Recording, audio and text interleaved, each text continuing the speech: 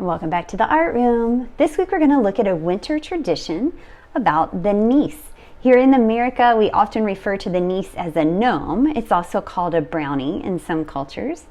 The Nisse comes from a Danish tradition. I'm going to tell you a little bit more about that in just a moment, but first let's get our supplies. This week we're going to do part 1 of this lesson. Next week we'll finish it by adding a background and putting it all together. So this week you'll need a sheet of paper, a black marker or your black crayon, and your box of crayons. Go ahead, grab your supplies, come back, and we'll get started. The tradition of the Nisse comes to us from the Danish culture. Here's a map. We are close to this little blue X here in the United States. If you follow the blue line all the way across the United States, all the way across the Atlantic Ocean, over to these countries that are circled in red, you will be in the Scandinavian countries that include Denmark and Sweden. And in these countries, they have a folklore, a tradition. This is something that's told and passed down to each generation. So a grandparent would tell their grandchildren the story of the Nisse. And this would continue on for generations and generations. So this is a history of a story that comes to us from the Danish tradition. All right, so the story goes that the Nisse lived in the home with the family or in the barn, and they would take care of chores and of the livestock at night. So while the family was sleeping, the Nisse would make sure that everything was okay and take care of a few little chores that maybe were left undone. And when the family woke up in the morning, they would not see the Nisse, but they would see the things that were done. And this worked really well as long as the family took care of the Nisse. There was one specific way that Nisse wanted their families to take care of them, and that was by leaving out a bowl of rice pudding, especially on Christmas Eve. If the family did this and took care of their Nisse by leaving out the rice pudding, usually on the hearth or in the barn, then the Nisse would continue helping the family throughout the year. But if the family forgot, the Nisse were known to do some tricky things. Maybe they would hide something that the family couldn't find for a really long time. Maybe they would unharness an animal in the barn. Different little things that would let the family know they're not happy. So you can imagine that when something went wrong around the home, they might blame it on the Nisse. If you would like to read a little bit more about how this worked, there's a neat book called Winterfrost, and it tells the story of a girl who forgets to leave out the bowl of rice pudding on Christmas. Christmas Eve was the most important time to make sure that this pudding was left out for the Nisse. So maybe this is a book that you could read together as a family if you'd like to hear more about it. The reason that I bring all of this up is that we have a town just to the south of us. It was founded by Danish settlers, and it is Danish in its heritage. It has these Scandinavian tales like the Nisse. And maybe you've been. It's Solvang. Here's a couple of pictures. It's beautiful to drive through, but you notice right away that the buildings look very different. They're Danish in style, Scandinavian in style. They have the windmill and the towers, things that you would actually find in Denmark. They've built into their town here in America. And they also celebrate Julefest, which is our Christmas. Julefest is through all the month of December into January. And last year, Solvang, the city of Solvang, put on a Nisse scavenger hunt. You could go and find clues, and there were Nisse hidden all throughout the city, and you could follow them to the end of the trail and receive a prize. I know this year they've put it on hold, but maybe next year they'll bring it back. And who knows, maybe you want to do this in your own family. You guys can hide Nisse and go on a scavenger hunt together. All right, let's get started drawing our Nisse. Nisse were known to be very small in stature. In fact, they could even go invisible. But today we're going to draw our Nisse. Nisse were small, they had long white beards, and they were known to have a long stocking cap, usually something that was red. All right, so we're going to add those elements into our drawing today. Remember, this week we're drawing and coloring. Next week we'll put our background in. All right, so to get started, we're going to go about halfway down on our paper. We're going to leave most of our paper for the hat because these hats were known to be pointed and big. So we're going to go halfway down on our paper, and we're going to draw a curved line in the center of our paper. This is going to be the top of our, or I'm sorry, this is going to be the bottom of our hat. All right. Then we're going to take the end of our hat and we're going to go all the way up to the center of our paper. We're going to start to form the triangle for the top of the hat. And then bringing it back down to the other side.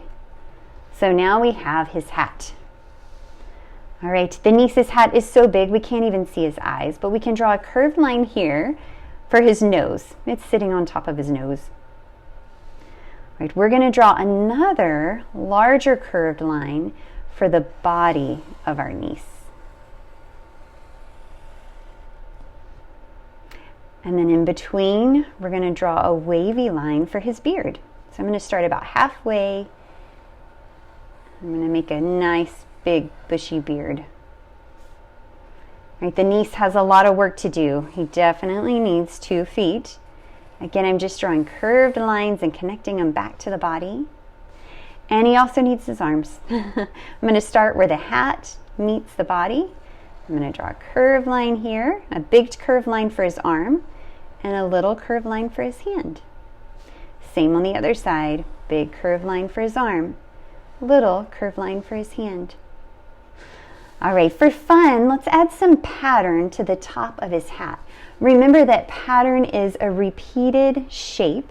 Pattern is a repeated color in a line that creates a design. So we can make stripes into patterns. We could make shapes like polka dots and squares into patterns. So let's think for a minute how we want to start the pattern. Your pattern may look different than mine. That's just fine. I'm going to start. This one I made stripes going this way. I did something similar on this pattern as well. I think for this one I'm just going to make my stripes go a different way. I'm going to have them go up like a candy cane. Add some stripes to your hat just to start our pattern. You choose which way they go. They could go horizontal or diagonal. All right, and then inside these lines, begin adding pattern. I think today I'm going to add some ovals in here. A big oval, a small oval. Big oval, small oval. I'm just adding a pattern. I'm alternating between a large and a small, and I'm repeating it over and over to make a pattern. Large oval, small oval. Maybe you choose to do a different shape. Maybe you make them all large. Maybe you make them all small.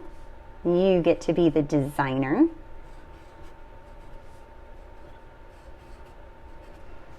And I still feel like I have a lot of space here. Let's fill that in with some pattern too. You could choose anything. I'm going to do a dashed line, I think.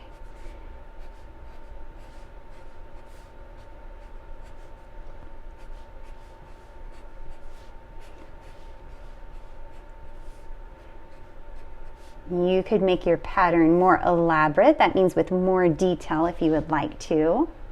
Once you get your pattern in, you can pause the video if you need more time. And then once you get your pattern in, we're going to draw one more thing on our paper today. Remember I said that next week we're going to cut it out and add it to a background. So we want to add a bowl of rice pudding. And since we have this extra paper over here, I thought we could just add it to the same sheet of paper. Because remember, we're going to cut this all out next week. So let's draw a bowl of rice pudding. Think about how big you want your bowl to be. That's how big you're going to draw your curved line. I think I'm going to leave mine a pretty big bowl. I want him to stay happy with me. So this is the top edge of the bowl. And then I'm going to draw a deeper line, one that goes down to connect. And this will be the bottom of my bowl. Kind of a crescent shape or a moon shape right now. And then I'm just going to connect the top of these lines with another curve for the back of my bowl. All right. So we have our Nisse drawn, we have our bowl of rice pudding ready, and then we can begin coloring. It's your choice how you color. You definitely want to add pattern with your color, and what I mean by that is maybe I want to do red, and then I could add green, and then in a pattern I would repeat that. Red and green, and I would repeat it again. Red and green. Oh, it ran away. You get the idea. You're going to color in your Nisse. You're going to color in your bowl of rice pudding, but you're not going to color the background. Here's what it looks like when I finished mine earlier. So I colored in my niece. I left his beard white because in the legend, in the folklore, his beard is long and white, so I just didn't color it in. And I colored in my rice pudding, which is a little bit like oatmeal, kind of that same consistency. And this will be where we stop our project for this week. So go ahead and get your niece colored in, your pudding colored in. Next week, we're gonna come back and add a background and cut everything out and put it together. I hope you guys had fun learning about the Nisse. Don't forget, if you want to check out that book, I'll put a couple of books down below that tell a little bit more about the history of that. And I'll see you back next week as we finish our project.